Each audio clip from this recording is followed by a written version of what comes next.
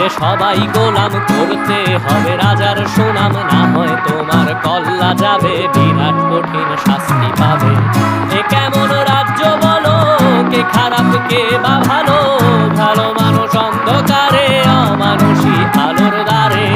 এ কেমন হচ্ছে খেলা, চারিদিকে কষ্ট মেলা, কে কোথায় যাচ্ছি ভেসে, থামবো কোথায় অবশেষে। রাজার রাজ্যে সবাই গোলাম, করতে হবে রাজার সুনাম, না হয় তোমার কল্লা যাবে, বিরাট কঠিন শাস্তি পাবে।